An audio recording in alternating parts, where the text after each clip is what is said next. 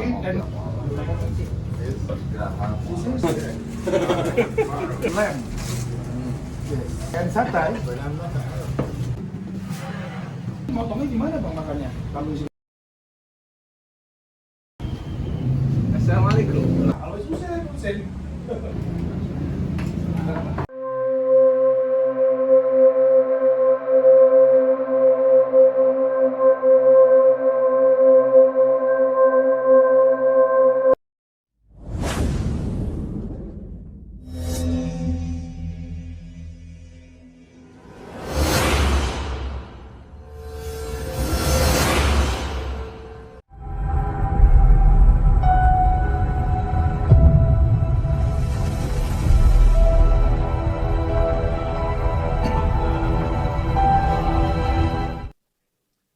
Bismillahirrahmanirrahim. Assalamualaikum warahmatullahi wabarakatuh.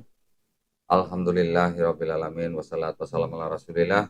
Berjumpa kembali di channel Dondy Tan, juga channel Graha Mualaf Jakarta. Alhamdulillah, pada malam hari ini saya sedang bersama dengan seseorang yang sangat penting, yaitu Dr. Bilal Philips. Masya Allah, Dr. Bilal Philips. Assalamualaikum Syekh.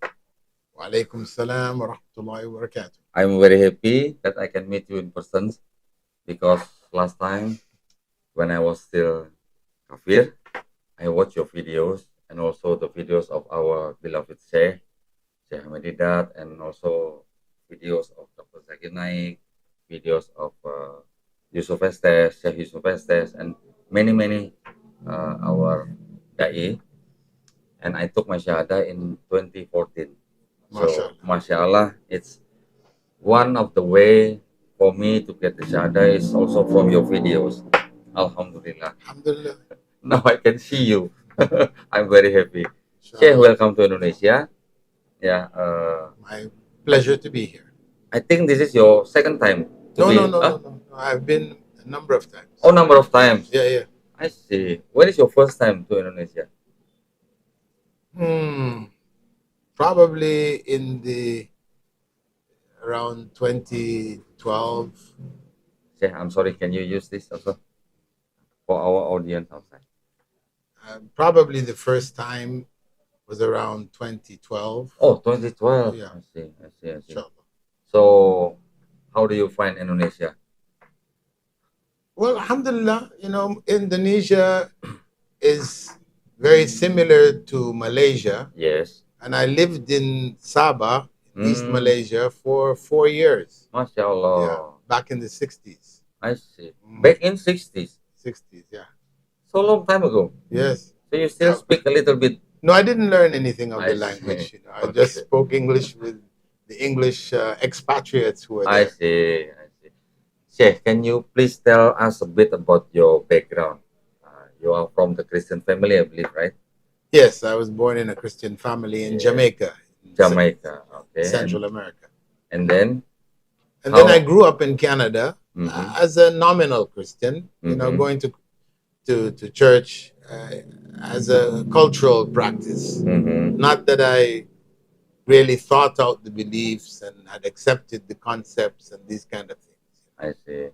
My family moved to Malaysia to help in their educational system. And at that time, they also adopted an Indonesian Muslim boy. I see. Yeah, both my parents are Christians, but they adopted an Indonesian Muslim boy. So you have an adopted brother? Yeah, I see. He's Indonesian, yes. Okay. My parents did that in order to be able to help him get higher education in Canada, when we returned. And I went to university in Western Canada, Simon Fraser University, specializing in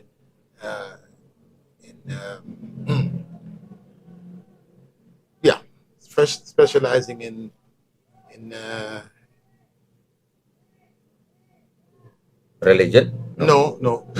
Sorry, it just slipped my mind. But because it's been so long. But anyway, it was biochemistry. Biochemistry was my major. Yeah.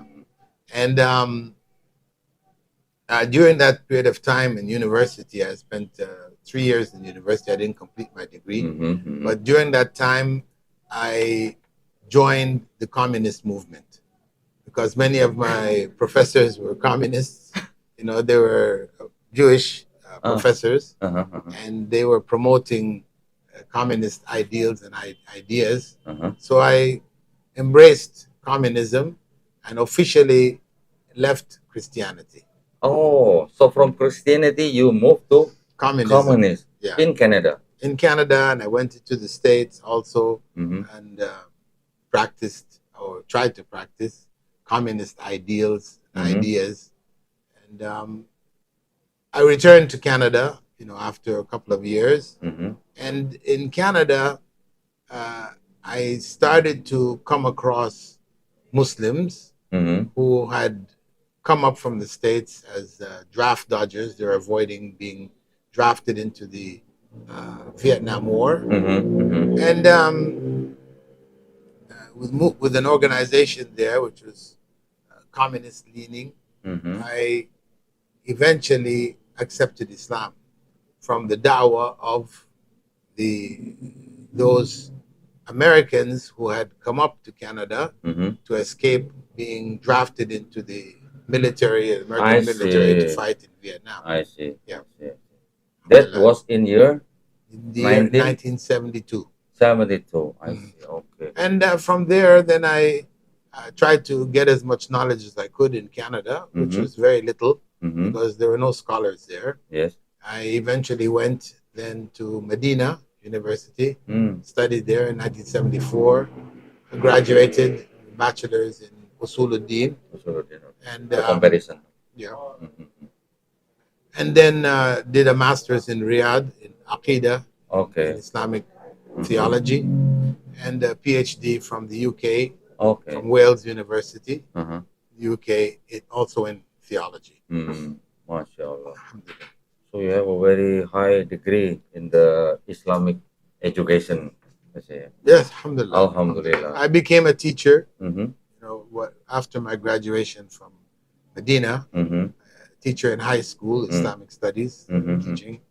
And then I became a university lecturer in the 90s in the UAE and the American University in Dubai.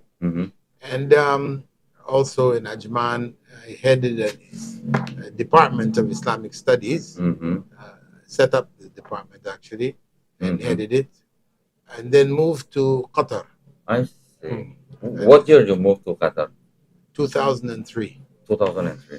I heard something about the Nation of Islam in Canada or in US? That's in the US. In US. You joined that? No, I didn't join it. I mean, when I was looking, I came across it. I see.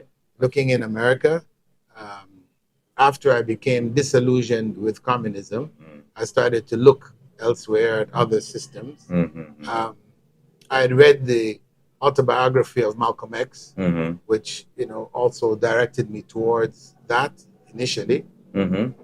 But when I looked at the theology, of the Nation of Islam, I realized that it was nonsense. I couldn't accept it. If I'm not mistaken, Malcolm X also one time joined the Nation of Islam and then he quit. Yeah. He was one of the leading spokesmen. Yes. I mean, he caused it to spread from being localized in Chicago to become a national movement. But then he went on Hajj and he realized that their teachings were wrong, misguided altogether. Because Elijah Muhammad was the founder, and he claimed that he was a prophet of God. And he claimed that God was a black man. And that white people were all devils, Or maybe they want to compete with the Christian because their God is in white. Yeah. MashaAllah. Okay. Yeah.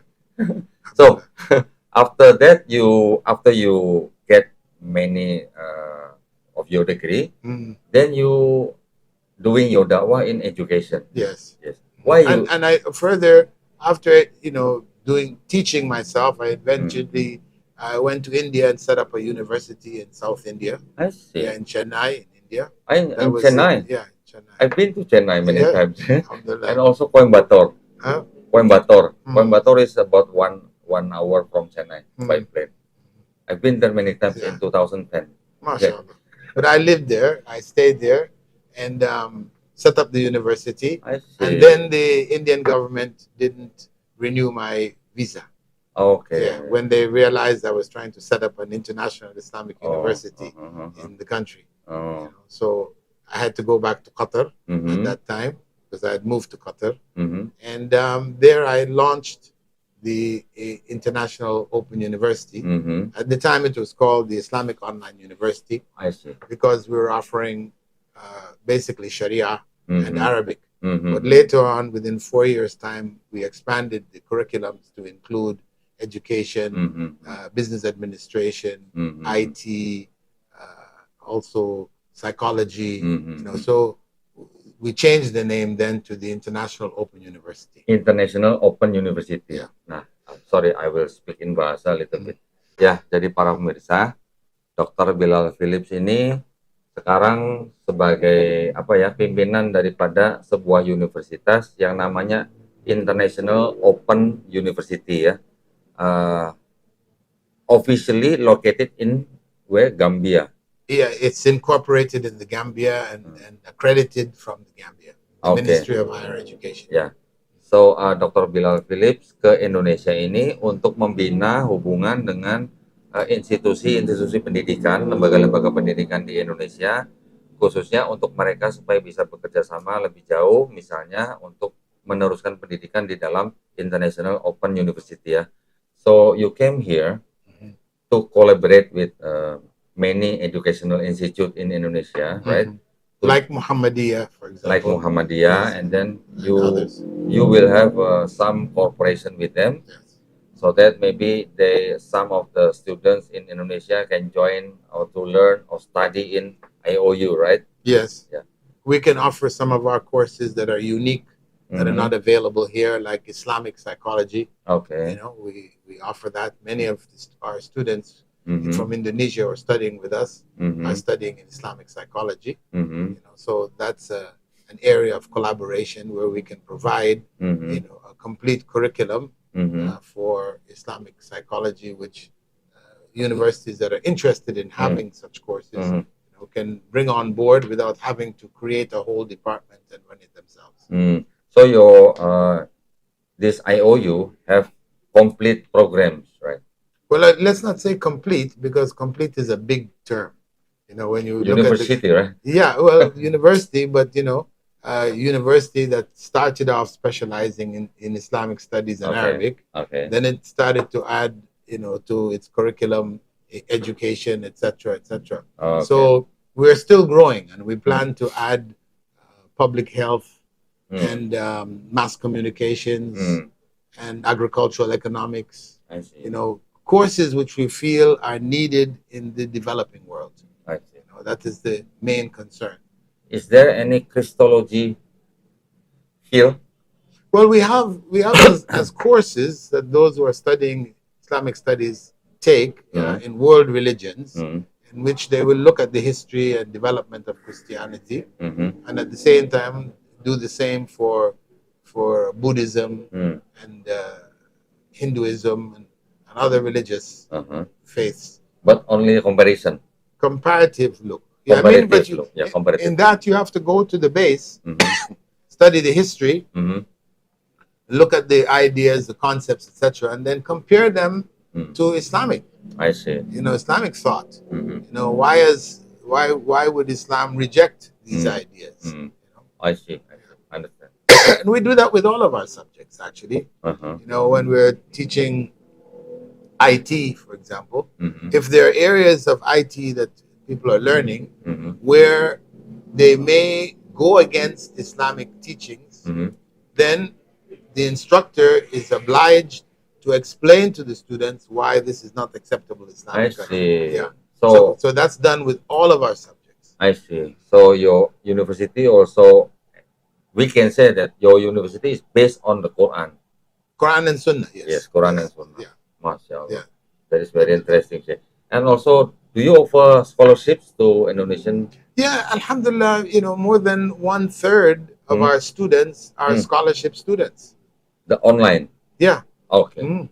And we will be offering directly also, to Indonesians specifically. During the course of my time here, we'll set certain numbers. Every year we'll take on so many students, as scholarship students with us. How many students do you have for the online classes? We have for online. No, all the classes are online. All the classes are online. Yeah. I mean, we don't. Yeah, it's completely online. We have only a special section for law, which is taught offline because we were helping out a university that had been shut down to help their students continue their education. So we offer that offline.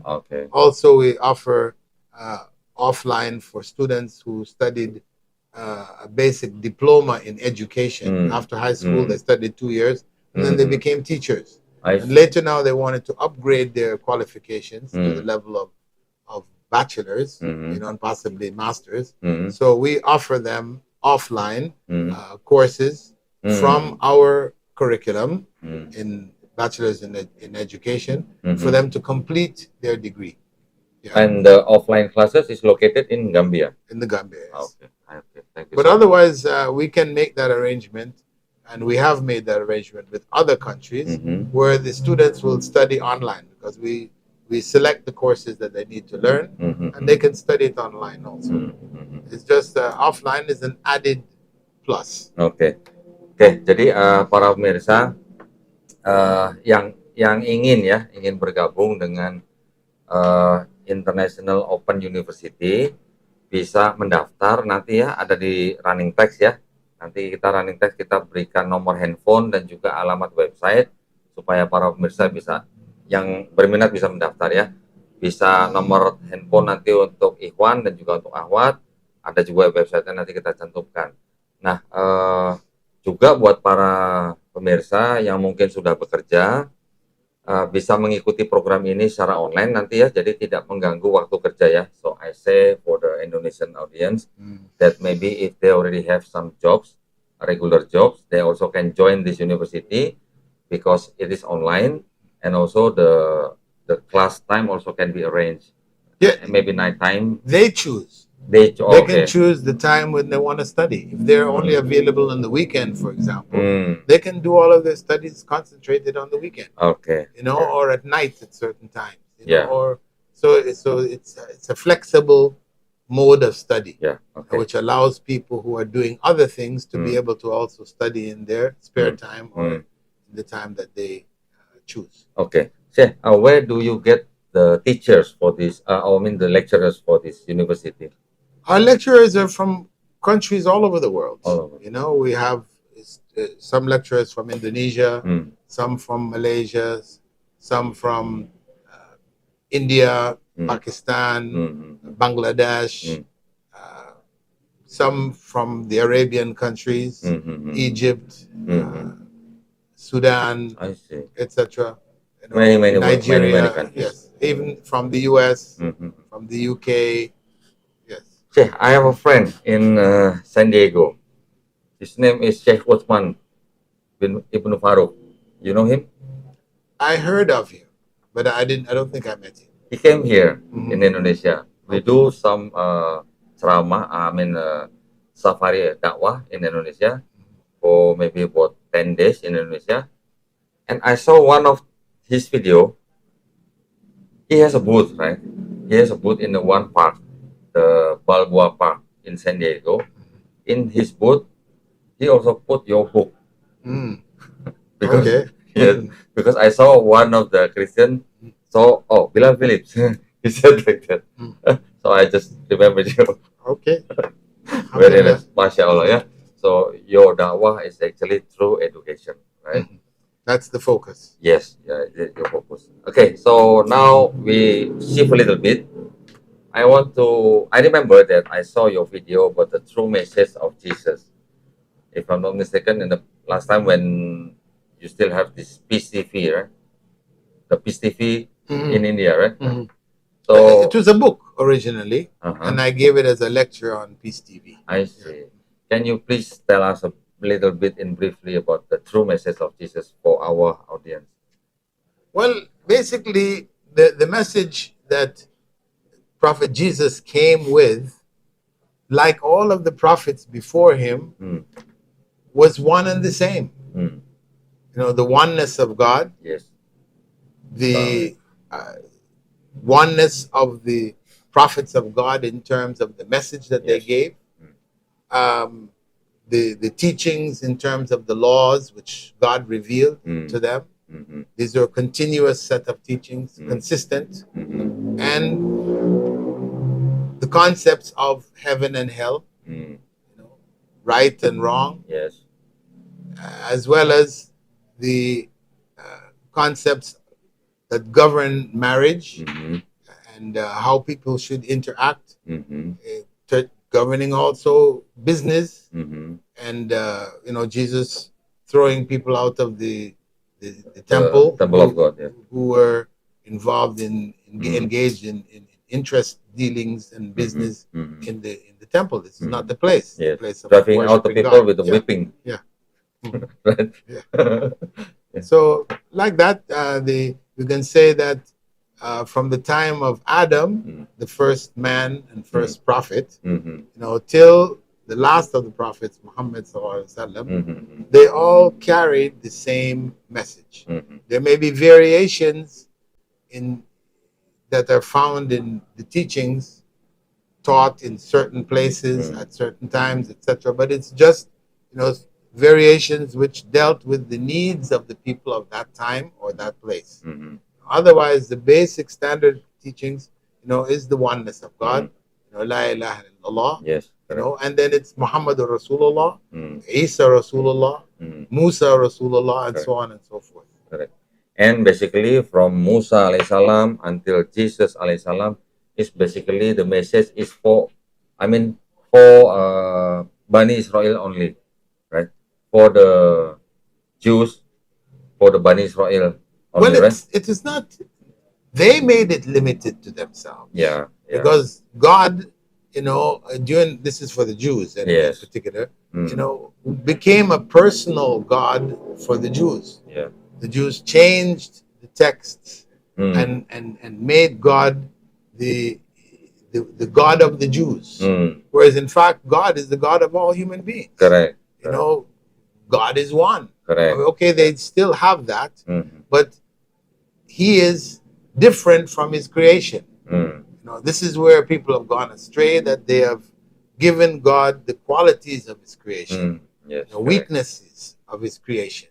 And in that way, the people have turned away from the worship of God and ended up worshiping human beings. Correct. Okay, next, Dr. Bilal Philip, I want to have your comments about the Islamophobia.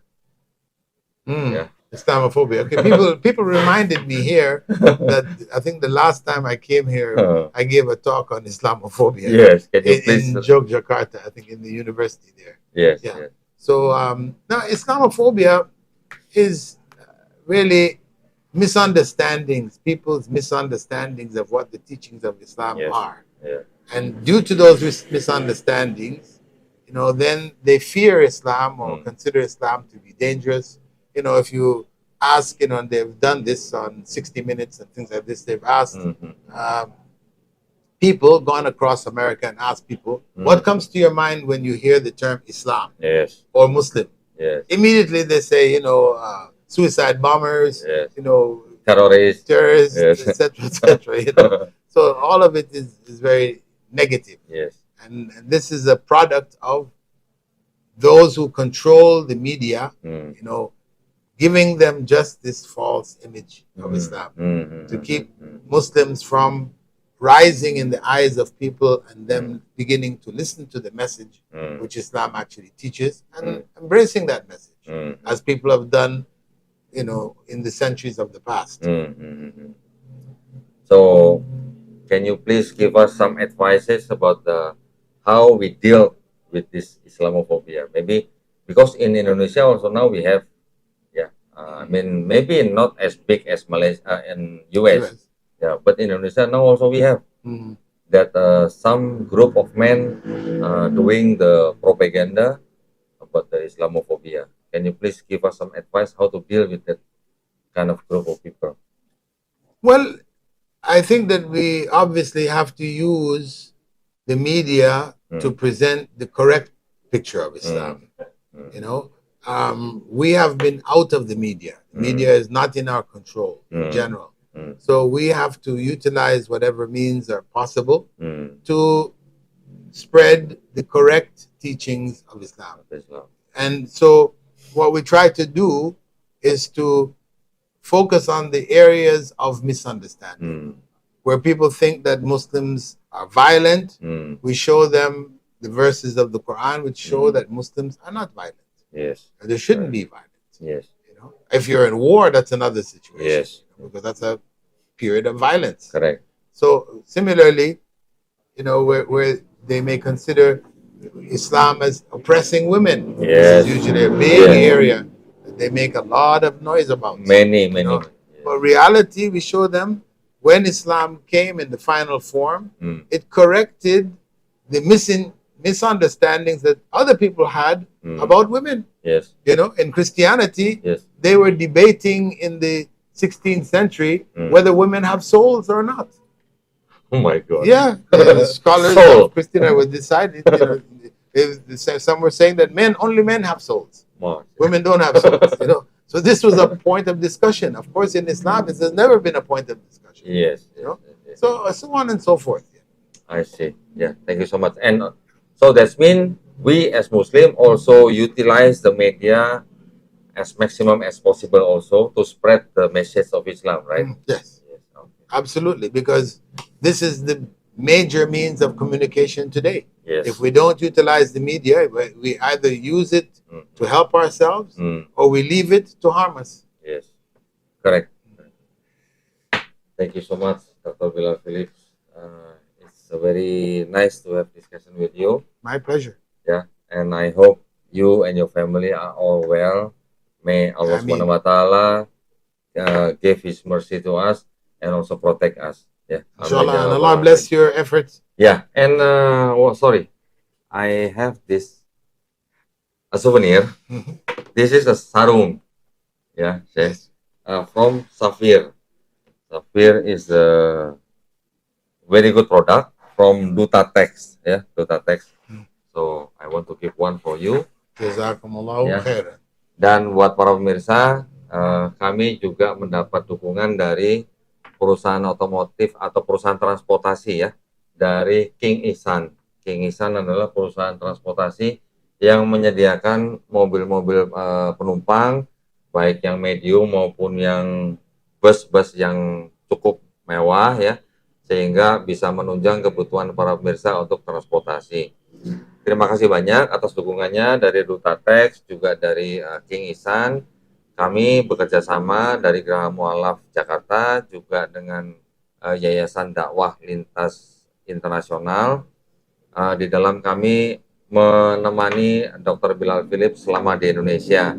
Bagi para pemirsa yang ingin mendukung perjuangan dakwah kami, silakan bisa mengirimkan ke rekening BSI dari Yayasan Dakwah Lintas Internasional di nomor 723-4698-413 atas nama Yayasan Dakwah Lintas Internasional, ataupun juga ke Yayasan Pembinaan Muallaf At Tauhid ke Bank BSI nomor 111889988 atas nama YPM At Tauhid Jakarta. Barakallahu fikum.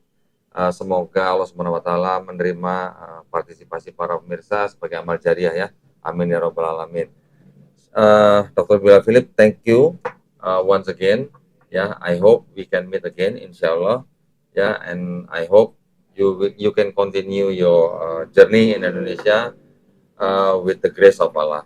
Thank you so much. Alhamdulillah, Jazakumullah khair for having me on board with you and sharing something of my history and accomplishments and activities here in Indonesia and this visit. Yeah. And I hope to be coming back again, you know, from time to time. Yes. Inshallah. And you all pray for my brother, Indonesian, who was raised by my parents. Yes. And he remained a good Muslim, mashallah. Where is he now? He's in Canada. Oh, in He's Canada. graduated from university, got married there, he has kids and everything. Yeah. And please send my best regards to your big families. Okay, we'll do that. Ya. Thank you so much. Dr. Bilal. Terima kasih sekali lagi buat perhatiannya para pemirsa. Mudah-mudahan obrolan kita yang singkat ini bermanfaat buat para pemirsa ya. Wabillahi taufiq wal hidayah. Wassalamualaikum warahmatullahi wabarakatuh. Thank you. Alhamdulillah.